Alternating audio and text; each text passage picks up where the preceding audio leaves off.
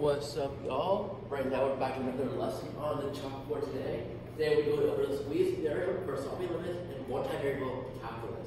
So first off, what is the squeeze theorem? It is a tool that helps us compute limits by basically being like, okay, this function is between this value. The smallest limit could be is this value. The biggest could be is this value. And the reason why we do it is so we can break the function up into two limits that we can compute. Because take a look, we have a function here, x to the 6 plus x squared to y to the 4th divided by x squared plus y squared. But we plug in 0, 0. Great. Plug in try. What do you get? Of course, you'll get 0 over 0. So what do you do? Here's where the squeeze theorem comes in. The first step in the squeeze theorem, as I'm taking a look right now, is figure out what could we possibly factor out? What I see is first off we can factor out an x squared.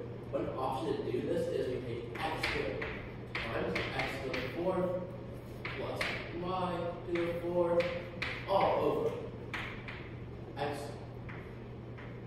squared all over x squared plus y squared. That's a little messy. So here, now to start setting up our squeeze theorem. First fact that we know is true. X squared plus y squared is always greater than or equal to 0. You can think about it. When you square a number, always positive. So if you square more numbers, always more positive. So 0 is less than or equal to x squared plus y squared. Simple enough. Another important fact. 0 is always, since we factor out x squared, it's important we make the fact statement true. That 0 is always greater or equal to x squared, and x squared plus y squared is always greater or equal to x squared. Because once again, you're just adding more positive numbers on. Okay, you can see this. I'll draw on there. Okay, now is where we get to the squeezing.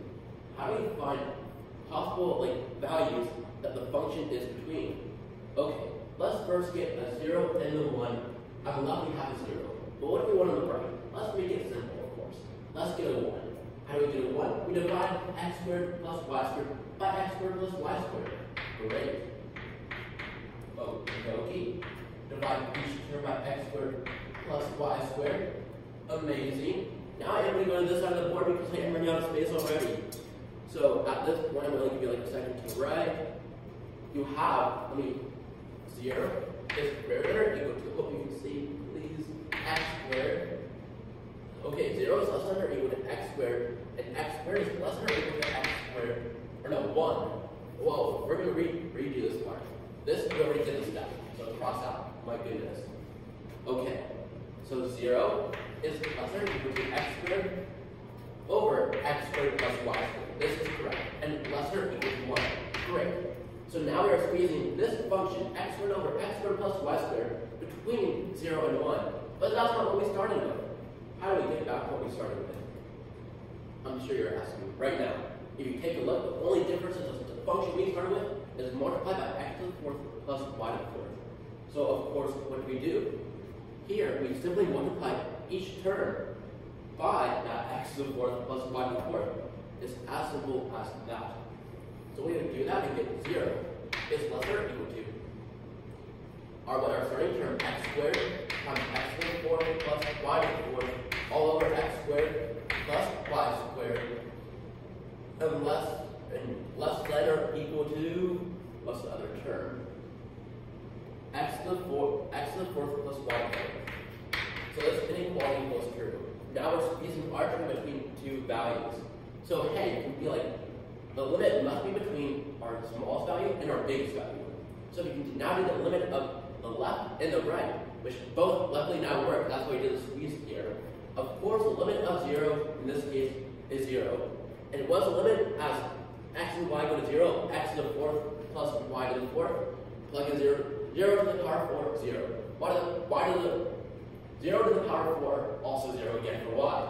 So it's squeezed. The limit is equals 0. Because when you do the small side, you get 0. Do the larger side, you get 0. So to recap, what we did is basically we first be like, oh, we can factor out an x squared. We can set up this inequality for what we just first have a general inequality, but then we declared our inequality to resemble our original function. So it would be like, oh, our original function must be greater than 0, but less than, as we can see here, x to the 4th plus y to the 4th, right there. So then, since we can take the limit of the left small side, right big side, we can then be like, oh, our actual limit is between the two. So once again, we get to the limit of 0. Hopefully that helps a little. Have a good day, y'all.